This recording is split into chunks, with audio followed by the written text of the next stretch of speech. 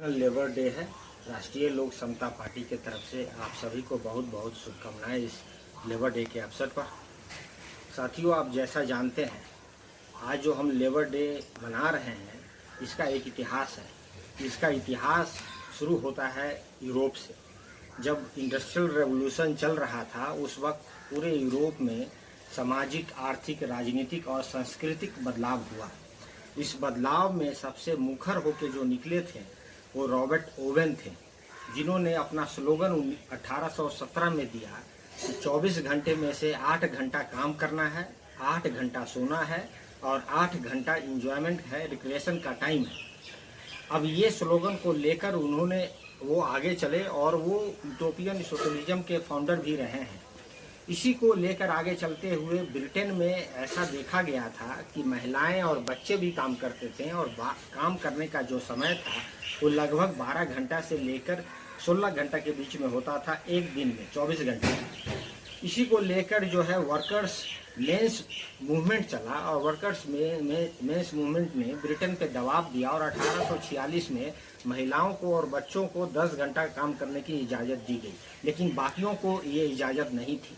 ठीक इसी प्रकार से आप 1867 में कार्ल मार्क्स भी दास कैपिटल उन्होंने किताब लिखा और उसमें थ्योरी ऑफ एलिनेशन का भी जिक्र किया और उसमें ये बताया कि ये इंडस्ट्रियल रेवोल्यूशन के कारण जो काम करने की जो प्रवृत्ति है, इतनी ज़्यादा लोगों कैपिटलिज्म वर्ल्ड काम ले रही है वर्कर से कि वो 4 तरह के अलगाव झेल रहे हैं। जो पहला अलगाव है, एक आदमी जो वर्कर होता है अपने समाज से कट जाता है, उसको पता ही नहीं होता है कि हमारा समाज क्या है, क्योंकि उसके पास समय नहीं होता है। जो दूसरा अलगाव उन्होंने जो बात कहा कि जो वर्कर है वो नेचर सृष्टि से ही कट जाता है, कब चांद निकलता है, कब सूरज ढलता है, इसे पता ही नहीं चलता है। जो तीसरा अलगाव का उन्होंने जो जिक्र किया कि जो वर्कर है वो अपने आप को भी नहीं संभाल पाता है कि वो कौन है। और चौथा जो अलगाव है वो कहते हैं कि जो वर्कर है जो सामान वो बना रहा है, जैसे कोई वर्कर कलम बना रहा है तो उसके पास समय नहीं है उस कलम को उपयोग करने के लिए, तो अलगाववाद हो रहा है। ये मूवमेंट चलता रहा और ये मूवमेंट जब रंग लाया, जब वर्ल्ड वार पहला जो वर्ल्ड वार जब खत्म हुआ तो ट्रीटी ऑफ वर्सेलीज में और उससे पहले स्पेन में और यूरोगिया में 1915 में और 1919 में ये 8 घंटा काम का जो प्रावधान था रॉबर्ट ओवन का वो लागू हुआ। और 1919 में जब ट्रीटी ऑफ वर्सेलीज हुआ तो वर्सेलीज में इंटरनेशनल लेबर ऑर्गेनाइजेशन बना और इंटरनेशनल लेबर ऑर्गेनाइजेशन का पहला ही प्रपोजल ये था कि वर्कर्स को 8 घंटा ही काम करना होगा और उसको करीब 52 कंट्रीज ने रेक्टिफाई भी किया। और आप जानते हैं कि पूरे विश्व में हर एक लेबर डे को हर एक तरीके से मनाया जाता है। जैसे कनाडा में, अमेरिका में ये सितंबर के पहले सोमवार को मनाया जाता है जब उनका समर वेकेशन एंड करता है और स्कूल खुल जाते हैं। ऑस्ट्रेलिया में, न्यूजीलैंड में ये मार्च में मनाया जाता है। ठीक इसी प्रकार से आप देखते हैं कि जो आज कोरोना का जो आपदा आई हुई है, जो इंटरनेशनल ग्लोबल पेंडेमिक है, ये इससे सबसे ज़्यादा हानि जो हुआ है वो वर्कर्स को ही हुआ है।